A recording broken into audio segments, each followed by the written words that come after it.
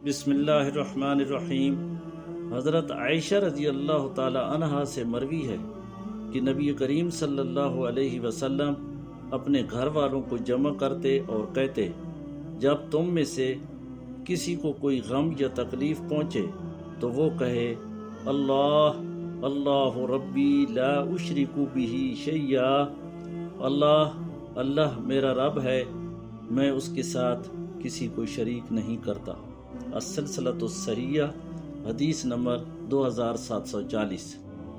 نبی کریم صلی اللہ علیہ وسلم نے فرمایا، یقیناً اللہ عز و جل نے جو بھی بیماری نازل کی اس کے ساتھ شفا بھی نازل کی سوائے بڑھاپے کے۔ گائے کا دودھ لازم کرو کیونکہ یہ ہر درخت سے چرتی ہے۔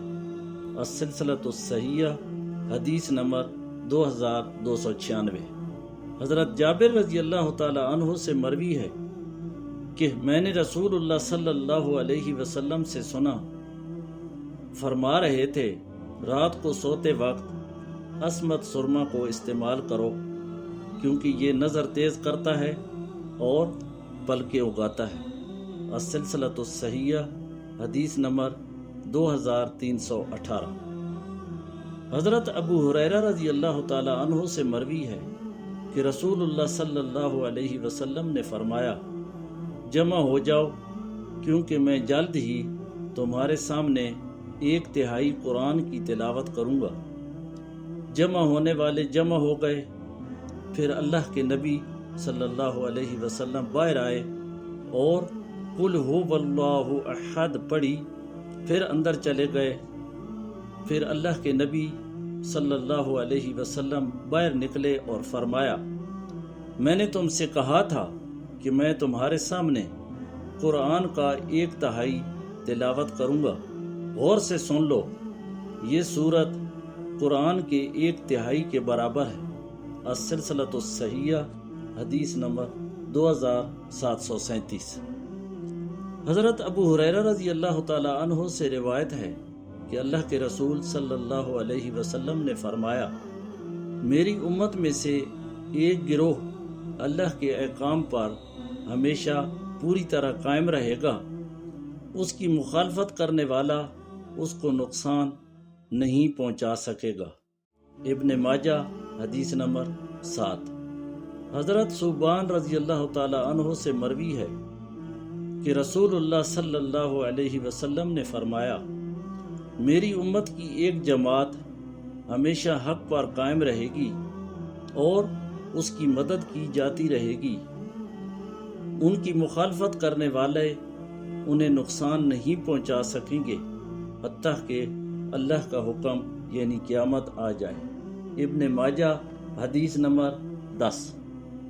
نبی کریم صلی اللہ علیہ وسلم نے فرمایا، عن قریب ایسا زمانہ آنے والا ہے کہ آدمی اپنے تخت پر ٹیک لگائے بیٹھا ہوگا، اسے میری کوئی حدیث سنائی جائے گی تو کہے گا، ہمارے اور تمہارے درمیان فیصلہ کرنے والی اللہ عز و جل کی کتاب ہے، ہمیں اس میں جو چیز حلال ملے گی اسے حلال مانیں گے اور جو چیز اس میں حرام ملے گی ہم اسے حرام قرار دیں گے۔ سن لو، جو کچھ اللہ کے رسول نے حرام فرمایا وہ بھی اسی طرح حرام ہے جس طرح اللہ کا حرام کیا ہوا ہے۔ ابن ماجہ، حدیث نمبر 12۔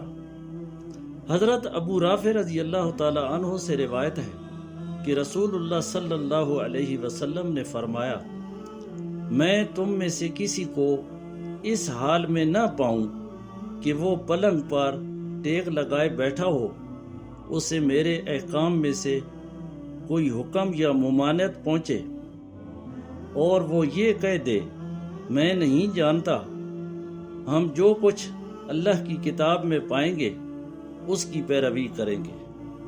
ابن ماجہ، حدیث نمبر 13۔ ام المومنین حضرت عائشہ صدیقہ رضی اللہ تعالی عنہا سے روایت ہے کہ اللہ کے رسول صلی اللہ علیہ وسلم نے فرمایا، جو شخص ہمارے دین میں وہ چیز ایجاد کرے جو اصل میں اس میں شامل نہیں ہے تو وہ مردود ہے۔